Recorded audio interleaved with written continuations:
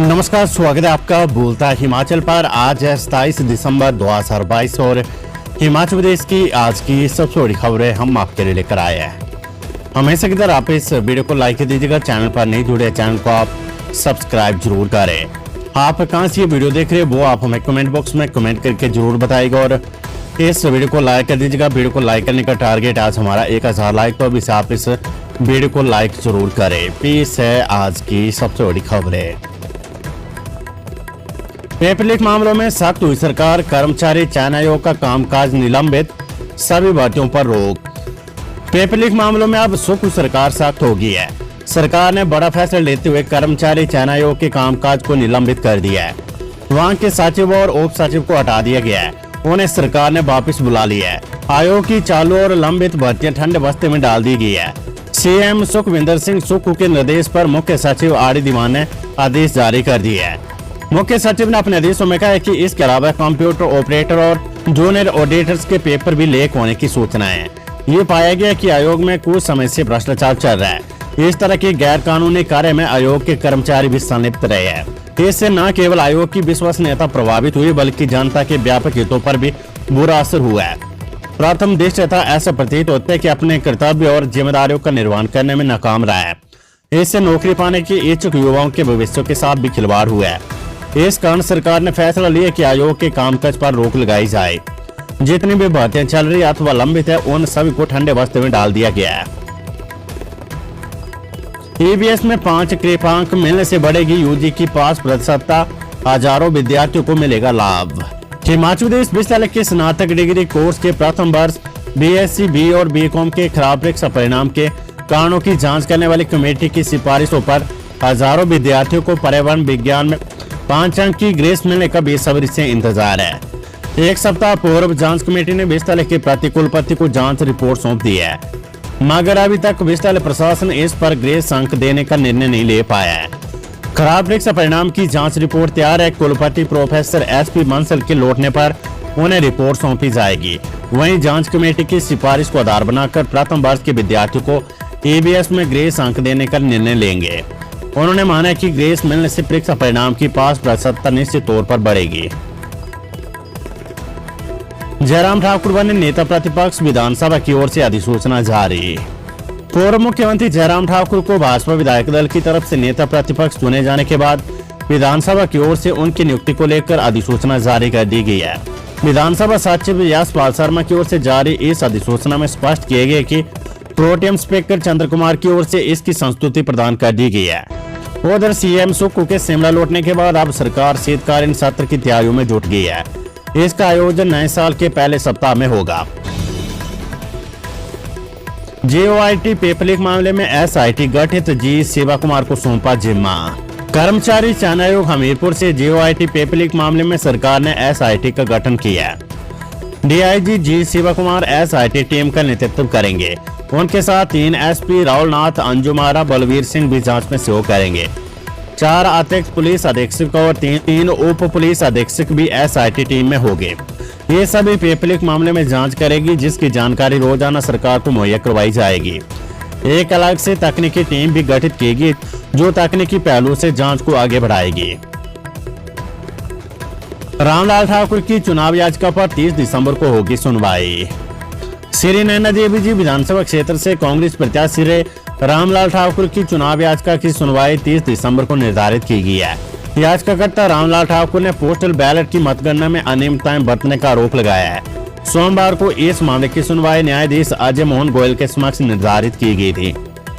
न्यायाधीश गोयल के आकस्मिक अवकाश के कारण मामले की सुनवाई नहीं हो पाई है। याचिकाकर्ता ने हाईकोर्ट के समक्ष प्रतिनिधित्व अधिनियम के तहत चुनाव याचिका दायर की है। हिमाचल में पर्यटकों का सैलाब, अटल टनल से 30,000 वाहन गुजरे। पिछले 48 घंटों के दौरान अटल टनल रोहतांग से करीब 30,000 वाहन गुजरे हैं। क्रिसमस पर पर्यटन नगरी मनाली में हजारों सैलानियों ने दस्तक दी है। पिछले 2 दिन में 1 लाख से अधिक पर्यटक मनाली पहुंचे, जबकि नववर्ष के लिए मनाली के होटल बुक है। ऐसे में पर्यटकों के आने का सिलसिला नववर्ष तक जारी रहेगा। रविवार सुबह 8 बजे से सोमवार सुबह 8 बजे के बीच अटल टनल रोहतांग में 19,000 वाहन आर पार हुए। इनमें हिमाचल प्रदेश के 6,120 वाहन अटल टनल होकर नॉर्थ पोर्टल पहुंचे। 5,198 वाहन अटल टनल के साउथ पोर्टल से मनाली की तरफ आए। अन्य राज्यों के 4,569 वाहन अटल टनल से नॉर्थ पोर्टल गए, जबकि 3,496 वाहन मनाली की तरफ आए। कुल 10,699 वाहन अटल टनल होकर नॉर्थ पोर्टल पहुंचे। पेपर लीक मामला, सभी आरोपियों से विजिलेंस ने किया अलग अलग पूछताछ, सेवा रिकॉर्ड भी खंगालेगी एसआईटी। जेओआईटी भर्ती परीक्षा का प्रश्न पत्र बेचने के मामले में विजिलेंस ने सोमवार को चौथे दिन भी सभी आरोपियों से अलग अलग पूछताछ की है। आयोग की गोपनीय शाखा में लगे सीसीटीवी कैमरों की रिकॉर्डिंग को भी कब्जे में लिया गया है। इस रिकॉर्डिंग से पता चलेगा कि वरिष्ठ सहायक उमाजाद बंद कमरे में किस तरह पेपर लीक के गोरख धंधे को अंजाम देती थी। फिलहाल मुख्य आरोपी उमाजाद, उसका बेटा निखिल आजाद, नीरज कुमार दलाल, संजीव कुमार अभ्यर्थी, तनु शर्मा और अजय शर्मा सभी 6 आरोपी न्यायालय में 28 दिसंबर तक पुलिस रिमांड पर चल रहे हैं। अटल टनल रोहतांग समेत चोटियों पर बर्फबारी, सोलंग नाला से आगे नहीं जाने दिए पर्यटक वाहन। हिमाचल प्रदेश में अटल टनल रोहतांग समेत प्रदेश की अन्य ऊंची चोटियों पर ताजा बर्फबारी हुई है। सोमवार दोपहर बाद अटल टनल रोहतांग के साउथ पोर्टल के साथ पूरी घाटी में रुक रुक कर बर्फबारी होती रही। चंबा के बरमौर, चुरा और किन्नौर की चोटियों पर भी हिमपात हुआ है। पूरा प्रदेश शीतलहर की चपेट में। वहीं बर्फबारी शुरू होने के बाद पुलिस ने लाहौल के से सुबह कोकसर घूमने गए सैलानियों को वापस मनाली भेजा। क्रिसमस के लिए मनाली पहुंचे हजारों सैलानी बर्फ देखने के लिए अटल टनल रोहतांग होकर लाहौल पहुंचे थे, लेकिन दोपहर बाद मौसम ने करवट बदली और बर्फबारी शुरू होगी। अधिक बर्फबारी होने की आशंका को देखते हुए मनाली पुलिस ने शाम 4 बजे के बाद सोलंग नाला से आगे पर्यटकों के वाहनों को नहीं जाने दिया। मंडी और कुल्लू से अब ड्रोन से मोहाली लैब पहुंचेंगे मरीजों के खून के सैंपल। मंडी और कुल्लू सिविल अस्पताल में सरकार की ओर से अधिकृत कृष्णा लैब में मरीजों के खून के सैंपल ड्रोन के माध्यम से मोहाली की लैब में जांच के लिए पहुंचेंगे। इसकी औपचारिकताएं पूरा कर नए साल में ये सुविधाएं शुरू करने की तैयारी है। सोमवार को कृष्णा लैब के अधिकारियों ने ड्रोन के सफल परीक्षण के लिए संभावनाएं भी तलाशी। जिला प्रशासन से अनुमति मिलने के बाद मंगलवार को स्थानीय प्रशासन से अनुमति की औपचारिकताओं को पूरा कर ड्रोन से मोहाली में मरीजों के सैंपल पहुंचाने के ट्रायल शुरू हो गए। सरकार के खिलाफ सड़कों पर उतरी भाजपा, संस्थानों को बंद करने के फैसले का किया विरोध। कांग्रेस सरकार के कई संस्थानों के डिनोटिफाई करने के फैसले के विरोध में भाजपा ने प्रदर्शन किया है। भाजपा ने प्रशासन के माध्यम से सरकार और राज्यपाल को ज्ञापन भेजा है। ज्ञापन के माध्यम से भाजपा सरकार के समय खुले संस्थानों को बंद नहीं करने की मांग की गई है। साथ ही सरकार को चेताया कि संस्थान बंद करने पर भाजपा सड़कों पर आंदोलन करेगी। ऊना में प्रसव के बाद महिला की मौत, गुस्साए परिजनों ने एनएच पर शव रख कर किया चक्का जाम। कल ऊना में प्रसव के बाद महिला की मौत मामले में सोमवार दोपहर बाद परिजनों ने एनएच पर शव रख कर चक्का जाम कर दिया। शहर के रेड लाइट चौक पर करीब 1.5 घंटे तक हंगामा हुआ। गुस्साए परिजनों ने डॉक्टरों पर लापरवाही का आरोप लगाते हुए अस्पताल प्रशासन के खिलाफ जोरदार नारेबाजी की। कड़ी मशक्कत करके एएसपी, डीएसपी और एडीसी ने परिजनों को समझाकर शांत करवाया। इसके बाद जाम खोला गया। विक्रम ठाकुर बोले, मुख्यमंत्री की पत्नी हमारी भी बहन, विवादित नारे का समर्थन नहीं। पूर्व उद्योग मंत्री एवं जसपुर प्रागपुर से भाजपा विधायक विक्रम ठाकुर ने जन आक्रोश रैली में मुख्यमंत्री की पत्नी पर लगाए विवादित नारे से किनारा कर लिया है। विक्रम ठाकुर ने कहा कि मुख्यमंत्री की पत्नी हमारी भी बहन है। रैली में यदि किसी ने विवादित नारा लगाया तो भाजपा को इसका खेद है। हम कहते ऐसे नारों के पक्ष में नहीं और न ही इस तरह की कोई हमारी मंशा थी। यदि किसी के मन को ठेस पहुंचते तो इसके लिए मुझे खेद है। सीएम सुख और उनकी पत्नी पर की गई टिप्पणी पर भड़की कांग्रेस। मंत्री सुखविंदर सिंह सुख और उनकी पत्नी पर जसपा प्रागपुर में पूर्व मंत्री विक्रम सिंह ठाकुर और उनके समर्थकों की ओर से की गई अभद्र टिप्पणी को लेकर हमीरपुर कांग्रेस ने विक्रम ठाकुर और भाजपा कार्यकर्ताओं के खिलाफ गांधी चौक पर जोरदार नारेबाजी की। इस मौके पर जिला कांग्रेस और ब्लॉक कांग्रेस कमेटी के कार्यकर्ताओं ने हमीरपुर से अतिरिक्त पुलिस अधीक्षक से मामले को लेकर एफआईआर दर्ज करने की मांग की है। नई सरकार में डॉक्टर अभिषेक जैन को मिला शिक्षा सचिव का दायित्व। सुखविंदर सिंह सुक्खू के नेतृत्व में बनी नई कांग्रेस सरकार में वर्ष 2002 बैच के आईएएस अधिकारी डॉक्टर अभिषेक जैन को शिक्षा सचिव का दायित्व सौंपा है। उनको शिक्षा के साथ सूचना प्रौद्योगिकी के सचिव पद का दायित्व भी सौंपा गया है। पांवटा साहिब गोलीकांड के मुख्य आरोपी समेत 8 आरोपियों को 5 दिन के पुलिस रिमांड पर भेजा।